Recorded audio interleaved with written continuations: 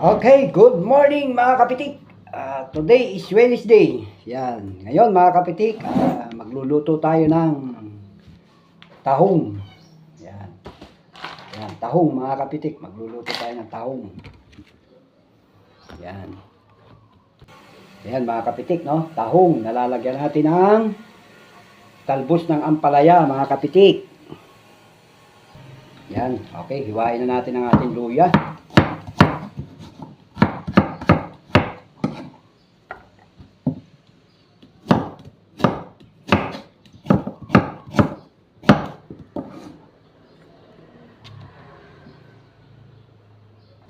Yan ang ating bawang mga kapitik.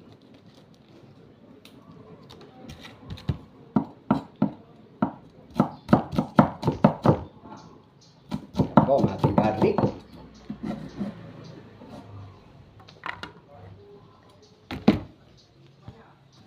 Okay, at ang ating sibuyas mga kapitik.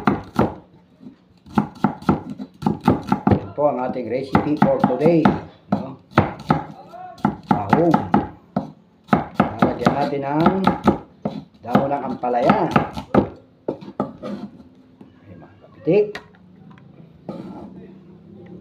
At ang ating pong kamatis. Mahal na naman po ang kamatis ngayon mga kapitik. 5 pesos each.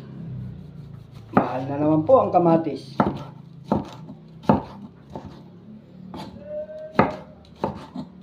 Dapat itong maitanim. Kaya lang. Ayan po mga kapitik.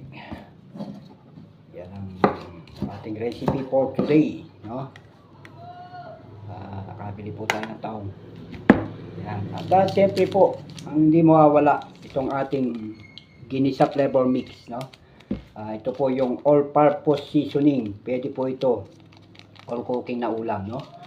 Sa sopas, miswa, patola, sa mga gulay, lalo pong napakasarap. Ayan, marinating sa fried rice, lahat po. Basta sa ulam, okay po itong ginisa flavor mix. At syempre, hindi po mawawala ang ating Ajinomoto. Yan mga kapitik. Yan, at ito po yung ating nakuhang dahon ng ampalaya dyan sa ating tanim sa gilid ng bakod, no? Yan, masarap po ang tahong pagka lalagyan natin ng dahon ng ampalaya. Para lalong masarap ang vitamina.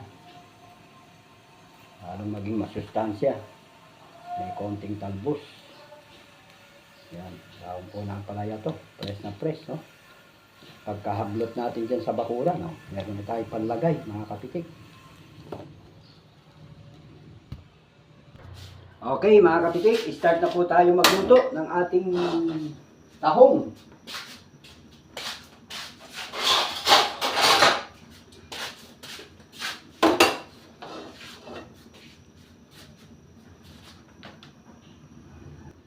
Yan, okay mga kapitik, lagay na po natin ang ating cooking oil.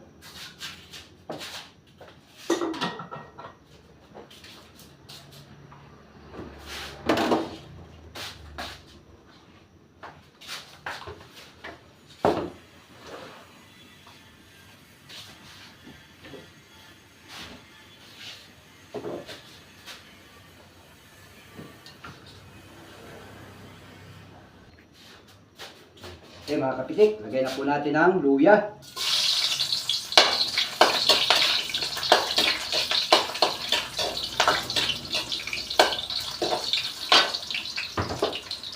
Yan lang po muna natin lumabas ang aroma. Okay, lagay na po natin ang ating garlic.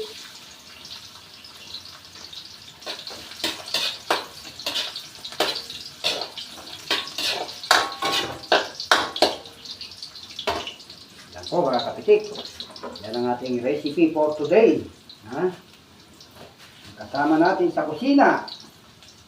Ang hindi mawawalang kasama natin sa kusina, ginisa flavor mix. At ang ating Ajinomoto mga kapitik. Yan. Okay. Lagay na po natin ang onion.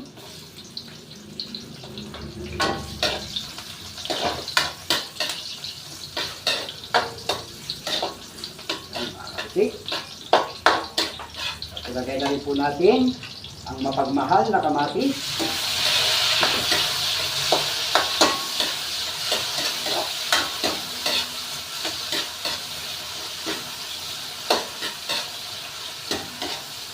Okay, mga kapitik.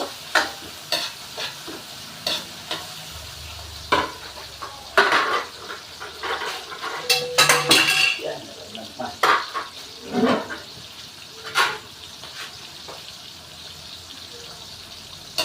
Yan, mga kapitik. No?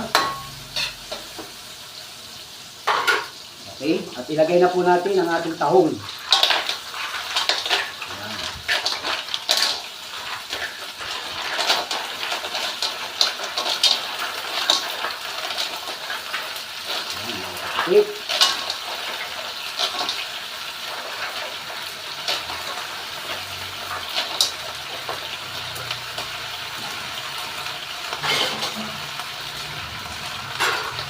Haluin na po natin para tumalab yung ating ricado.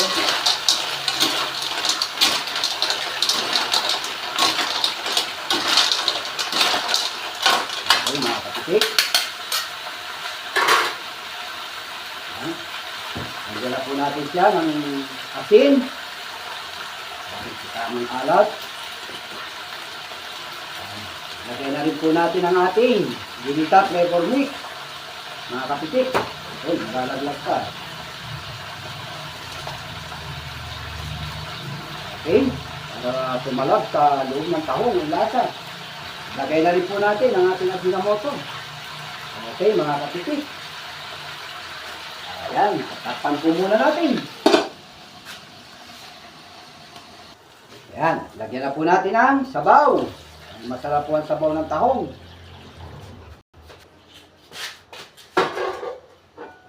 Okay, takpan po natin mga kapitik.